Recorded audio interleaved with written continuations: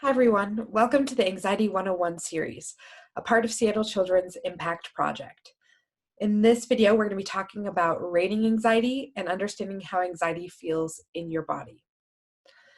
The first thing we're going to be talking about today is rating anxiety on a scale from 1 to 10. We often call this subjective units of distress, or SUDS. But you can call this whatever you want. A lot of people that I work with just call these worry ratings or fear ratings or something else. But sometimes you'll hear us refer to SUDS, and this is what we're talking about. We're talking about rating your anxiety on a scale from 1 to 10.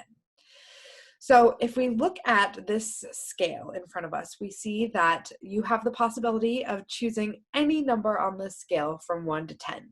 With 1 being feeling totally relaxed, sitting on your couch, eating ice cream, watching Netflix, and 10 being the most anxious you could possibly feel. The worst of the worst, right? So as we think about different situations that might make us feel anxious, we want to think about where they fall on this scale from 1 to 10. Rating our anxiety helps us do a number of different things. One thing that it helps us do is it helps us understand that we experience different levels of anxiety.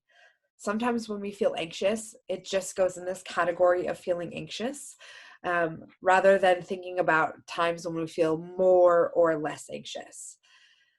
The other thing that rating anxiety does is it helps us see that our level of anxiety can be different across different situations.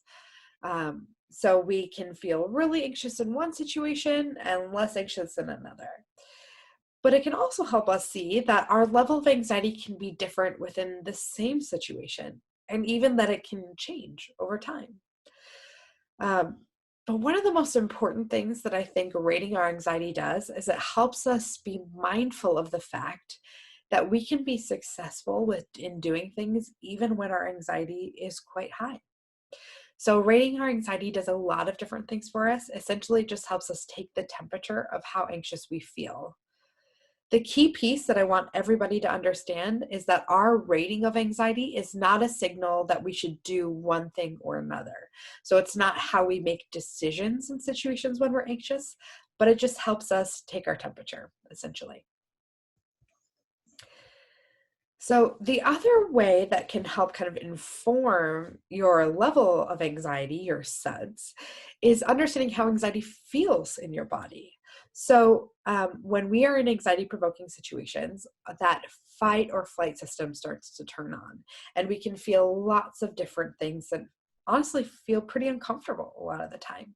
So on the screen, you'll see that I've listed a lot of the really common things that people experience when they're anxious, like their heart beating really fast, breathing more quickly, shaking, feeling hot, feeling cold, crying, blushing, having a headache, having a stomach ache, even throwing up or having diarrhea.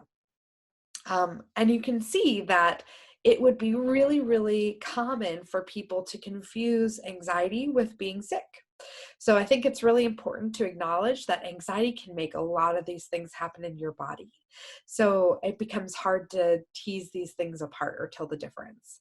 But I would want people to know that if you are experiencing some of these things in situations when you are anxious, like say math class or someone saying hi to you, it may be an indication of anxiety. So it's not necessarily a bad thing, but it is uncomfortable to experience. What we are experiencing in that moment, as I said previously, is our fight, flight, or freeze system turning on. It's that protective system in our body, our emergency alarm system, that's turning on when actually we don't really need it to. So it feels super out of place and super uncomfortable. And we see other people moving about as if their alarm is not going off because they're in math class and their alarm isn't needed. So their alarm may not be going off. But your alarm might be going off even when you don't need it to. And it can make you feel a lot of these uncomfortable feelings in your body. So just to put that in context, that this is why we experience these symptoms in our bodies. And it doesn't mean that anything is bad or wrong with you. It's a sign of your sympathetic nervous system functioning well. It's just functioning when you don't need it to. Thanks for joining us for this video. Be sure to check out the Seattle Children's website for more Impact Project videos.